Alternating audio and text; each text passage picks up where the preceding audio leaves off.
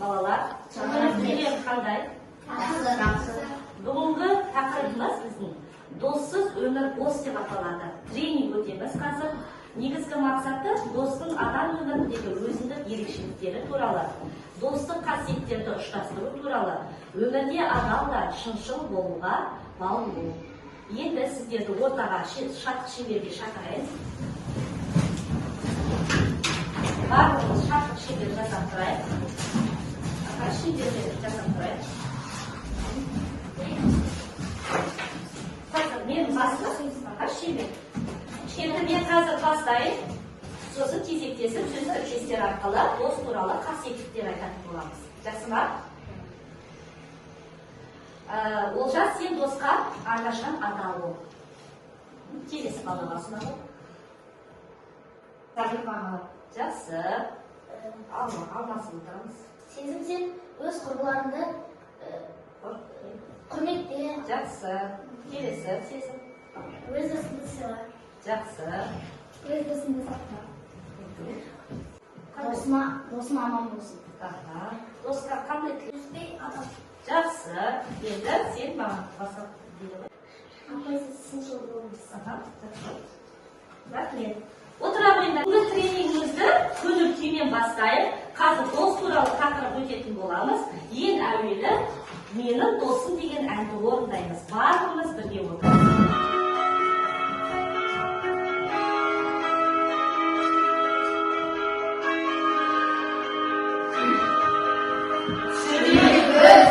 Қағып қосқандар, сенің жауын маған дұшпандас болар.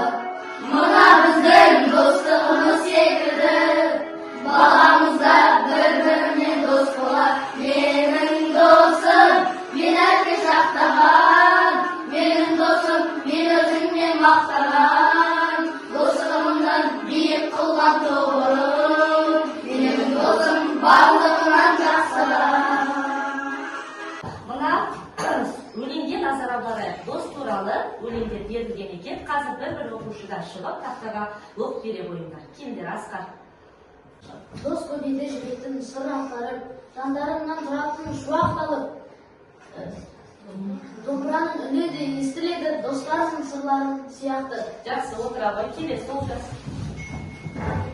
Дос жүрегі қашанда аңсағаным, солар менен қосылып ән саламын. Ақ пейілі аңсаған достарымды қуанышпен күліп тамсанамын. Жақсы, отыра ғой. Келе ғой, Бекнияз. Көңіл дария толқытатын асылдарым, сендер менің жылдарымның ғасырларым. Тіршіліктің тұзы достық екен, достарымнан ештеңе жасырмадым. Жақсы, отыр. Келе ғой, сезім. Достықтың өткәрі жалынбайды. Дос қамалдар ешқашан алынбайды. Дос көңілден есепке бағынбайды. Дос үріктер өске бағынбайды. Өсекке бағынбайды. Отыр. Әлішер келе. Ары дүниеден нұрландырып, достар әні өшпесін бір мәңгілік. Дос көңіл сияқты шашырады, күннің өзі дегі тұрдым күліп. Өлеңде не айтылып тұр? Дос дегеніміз не жалпы? Қандай түсінік бересіздер? Дос дегеніміз жамандықтан жасап кетпейтін. Жақсы. Тағы да. Дос не үшін керек адамға? Дос қандай болу керек? Оның қандай қасиеттері бар? Адал болу керек, ешқашан тастап кетпейтін. Дұрыс. Тағы да. Қыздар айтамыз. Қамқор болу керек. Жанашыр болу керек. Көмектесу керек. Қиындықта Қиындықта Тастап кетпеу керек. Тек қиындықта ғана ма? Жоқ. Қуанышта да, қайғыда да, мұнда да бірге істеу керек. Достық қасиетті барлығына жалпы түсінікті ме? Иә. Жақсы. Бізде мына қазір жіпті беретін боламыз. Шималанған жіпті қазір сендер оң жақ қолдарымен шешетін боласыздар. Ал сол жақ қолдарында артқа қоясыздар. Қазір жұптасып, достық қасиетті көрсететін боласыздар. Қиындықта да, қуанышта да бірге жүреміз дедіңдер ғой. Сол көршіне сен қандайсың, адалсың ба? Досына сен қандайсың? Адалдықтарыңды, қиындықтарыңды осындайда жеңетінді көрсететін боласыздар. Шығарда жұптасып, осы жіпті оң жақ қолы арқылы шешетін боласыздар.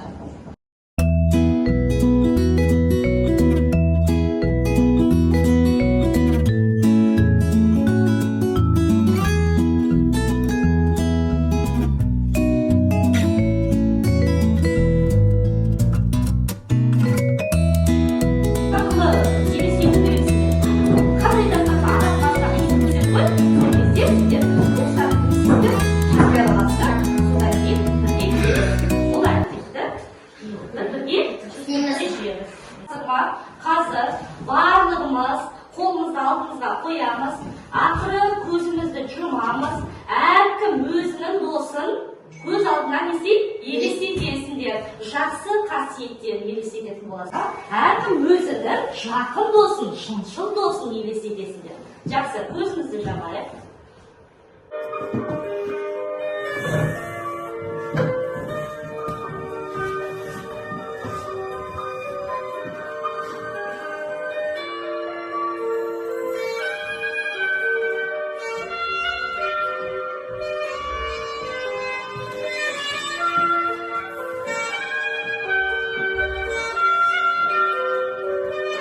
Ашамыз. Енді әркім өзінің досын дәптерге жазсын. Жазсыңдар дәптерге. Жаңа ойлаған досыңа аты жөнін жазыңдар. Астына жаза беріңдер дәптерге. Аты жөнін жазамыз, сосын достың жақсы 3 қасиетін жазасыңдар. Қасына достарын жазсын, сызықша қоясыңдар, қасиетін жазыңдар. Қандай достар?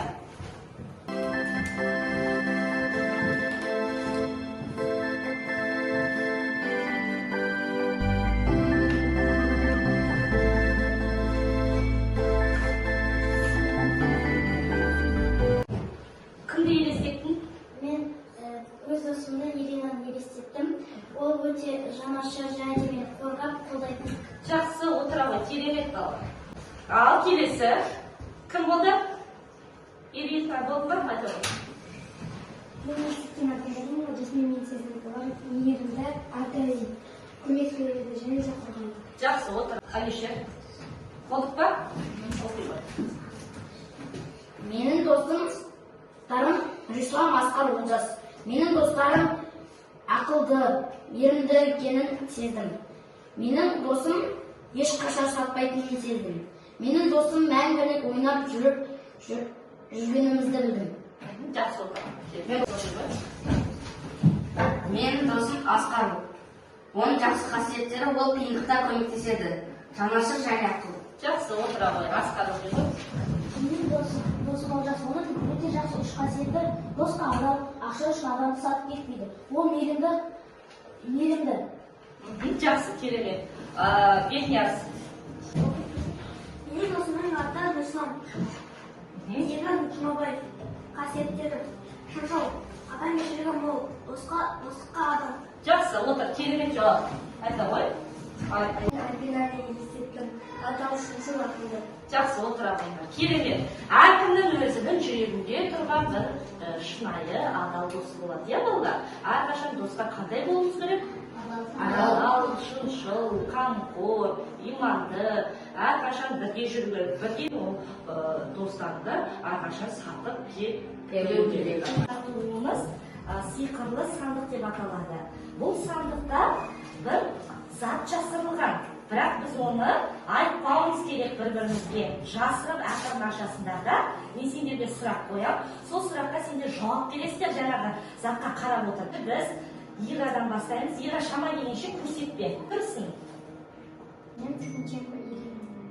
Жаққа қарап тұр. Қарап тұрған ба? Адамсың ба? Достарың сен туралы не ойлайды? Менің ойымша достарым менен тек жақсы нәрсе ойлайды. Жақсы. Олай болса келесі балаға берейік. Кімсің? Мен Ахмет Олжас. Қарап тұрған ба? Кім қарап тұр? Қара. Кім қарап тұр? Өзім. Жақсы адам деп ойлайсың ба өзіңді? Қара. Иә. Не ойлайды? Егер досым адал болса, ол мен жайлы тек жақсы нәрсе ойлайды. Қандай қасиеттер бар деп ойлайсың? Мен мысалы сабағымды жақсы оқимын. Жақсы жауап. Кімсің? Кім қарап тұрса? Өзім. Деп ойлайсың ба өзіңді? Әрине. Сен достарың сен туралы не ойлайды? Егер ол мені қолдап қорғаса, ол мен жайлы жақсы ойлайды. Жақсы. Кімсің? Кімді көріп тұрсың? Өзімді. Достарың сен туралы не ойлайды? Егер мен осыны адал болсам, олар менен ақылды. дауысын шығарамыз. Бойында қандай қасиеттер бар? Өзінің бойында қандай қасиеттер бар? Аған деген өлеңді мен тез аңдап аламын. Жақсы. Мен тез байбасқан. Ашаққа қарап тұрамыз соған алма көзді. Аха. Кімді көріп тұрсың? Сені кәдімгі сені көріп тұрсың. Сен кімді көріп тұрсың? Өз-өзімді қойып.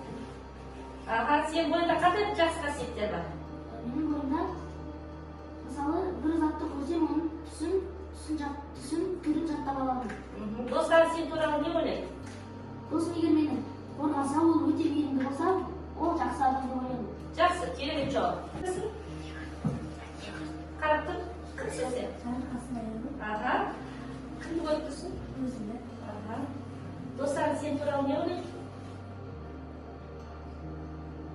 Жақсы дос болғанды. Аха. Сен бойында қандай жақсы қасиеттер бар? Қарап тұрып айтамыз. Қандай қасиеттер бар? Өзінің бойында қандай қасиеттер бар жақсы? Адамға қандайсың сен? Адал, шыншылсың ба? Айта ғой, тез-тез. Бір айтқанды тез Орындаймын, да? орындаймын. Жақсы. Ал енді кімсің? Әжем Кімді көріп тұрсың? өзімді. Достарың сен туралы не ойлайды? Мен жақсы адам болсам, олар да мені жақсы адам деп ойлайды. Аха. Сен бойында жақсы қасиеттер. Мен бір затты жаттасам, сол зат өз ойымда қалады. Ал енді балалар, сыр сандықтың ішінде сендер кімді көрдіңдер? Өзімізді. Иә, айна бар екен, иә балалар? Иә. Сендер әрқашан кез келген адамның алдында несіңдер? Айнасыңдар. Айнаны көрген кезде қандай сезімде болдыңдар? Өз-өздерді көргенде, өздеріне сұрақ қойғанда қандай сезімде болдыңдар? Сол кезде адамның шынайылығы бетке көрініп, иә, сондықтан біз қандай болуымыз керек? Айнаға жауап бергенде өздерін адал да, шыншыл да, жанашыр, жақсы қасиеттерге ие болу керекпіз.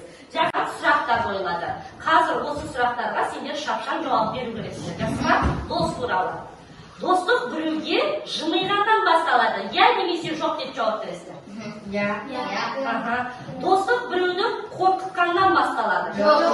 Достық біреуге жымиғаннан басталады. Достық біреуге қорқытқаннан басталады. Достық бір-бірінің затын ұрлаудан басталады. Достық біреуді итеріп құлатудан басталады. Достық біреуді машинасын теуіп кеткеннен басталады. Достық қамқор болудан басталады. Достық сыпайылықтан басталады. Достық жанашырлықтан басталады. Достық жек көруден басталады. Достық шынайылықтан басталады. Жақсы. Достық деген қандай болу керек сонда? Тек қана жақсы қасиеттерге. Бізде достық деген саналы болу керек. Шыншыл, ынталы, жомарт, адал, мәдениетті, білімді, қайырымды, қайратты, сенімді деген сияқты достарға адал болуымыз керек. Осы жағдаяттарды біз қазір шешетін боламыз. Бірінші жағдаятты Олжас оқып берсін. Сыныптасым білімнің биік шыңы атты сайысқа қатысып жеңіліп қалды. Ол қатты ренжулі, оған қалай көмектесер едіңдер? Ал енді оған қалай көмектесеміз? Ол жаңағы Оны білім шыңы деген сайысқа қатысқан, бірақ жеңіліп қалған. Ол досқа біз қалай көмектесеміз? оны қолдаймыз. Қолдаймыз, әрқашан алға деп айтам. Ойыма, Досымызға еріме, бұл соңғы жарыс емес, дұрыс, алда тағы жарыстар болады. жақсы, керемет, Көңілін көтеріп, жақсы. әлі де қашан Әрқашан оны ғана қолдайтынын айтамыз. Жақсы, керемет. досыңның келі неге екенін білмейсің. 2 күн болды, ол сені көрсе үндемей қашқақтайды. Сен іс-әрекеттің Қандай? Мысалға, достың арасында болады ғой, үндемей, қашқақтап, мұңайып, көңілсіз болып жүрген. Ол досты не істейміз біз бала? өйткені ол бізден қашып, Не үшін қашып жүр ол? Неге мұңайып жүр? Сұрамаймыз ба? Ол сендер достар ғой. Сұраймыз. Не себеп болғанын не істейсіздер? бірінші біліп аламыз. Содан кейін, ол жағдайын айтқаннан кейін, не істейсіздер сендер? Кешірім сұрап, Не істейсіздер? Кешірім сұрамайсыздар, ол балаға сіздер не беру керексіздер? Көп үй сыйлайсыздар, көмек бересіздер. Не себеп болғанын барлығы сұрасыздар. Оны көңіл көтеруге не істейсіздер? Жақсы. Оқушы. Жақын досың сені жақсы көретін көйлегіңді үтіктеп күйдіріп алды. Сен іс-әрекетін қандай? Сенің жақын досың сенің көйлегіңді өтеппен не істеді? күйдіріп алды. Ал сен оның іс-әрекеті қандай болады?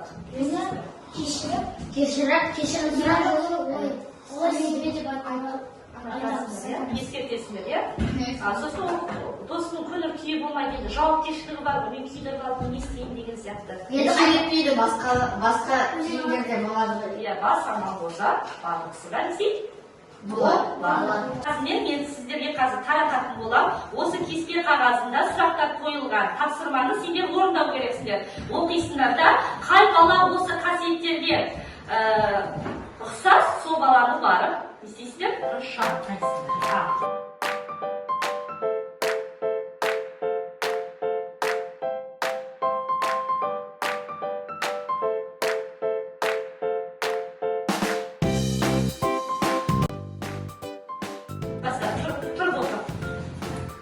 Қоғамдық жұмыстарға қатысатын оқушының шақты. Қайсы қоғамдық деген жалпы мектепте, әкімшілікте, жалпы қоғамдық неге қатысады? Кім қатысады? Асқар. Шықты? Жақсы. Келесі Асқар тұрады. спортқа оқушының шақты. Кім жақсы спортқа? Шақты. Жақсы, бір-бірін қолдаған кездер. Ана қарай, еді. Инабатты ибалы оқушы тұрам орныңызда. Сезім екен, сезім оқиды. Тәрбиелі ұқты оқушының шақты. Сен үшін кім тәрбиелі ұқты оқушы? Еді. Жақсы. Келесі. Әділ сұсы оқушының шақты. Кім ол? Жақсы, дұрыс міне. Оқықты ол. Не де? Сабақта кешіп беретін оқушының шақты. Кім ол кешіп? Аят. Жақсы. Жақсы, дұрыс. Ал, аясы деп. Өнерлі оқушының шақты. Өнерді кім бізде? Мен өнерде жақсы. Кім? Шақты. Бұл жас шақты оқуға. Жақсы. Ал, қандай сезім алдыңдар балалар? Иә, шақтаса адамның жүрегін істейді, ше? Ойын болады қазір. Көздеріңді байлап, қазір екі оқушының көзін байлайын. Одан кейін ол балалар тарелкадағы тұрған қоқыс қағазбен ішінде тәтті конфеттерді тауып алу керек. Конфет қанша іліген, сонша оқушы алады екен. Ал қасығыңызды қолыңызға ұстайын.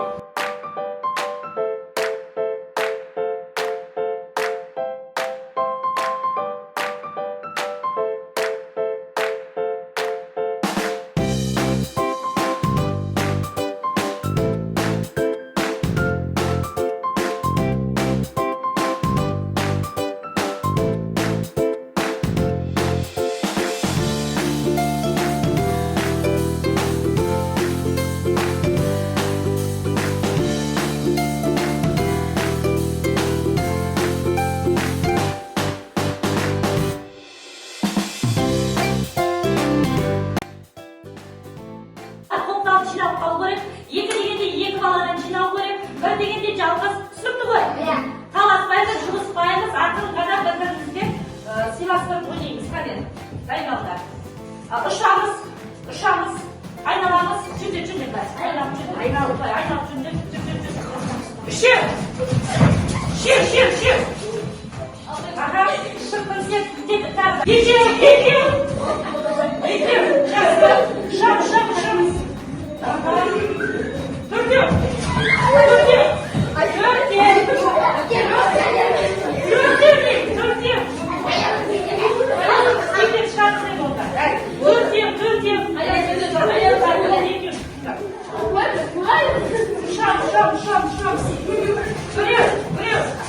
Шам.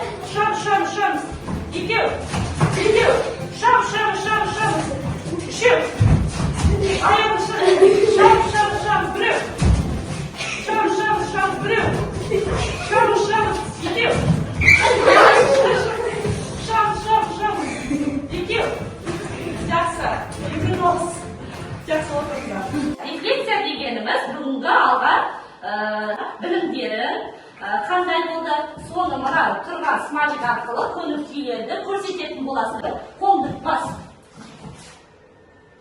Жақсы, отыр. Кеттік, аста. Келесі бала. Алишер. Алишер, әлі ойланамын дейді. Жақсы, келесі. Ира, жасыл.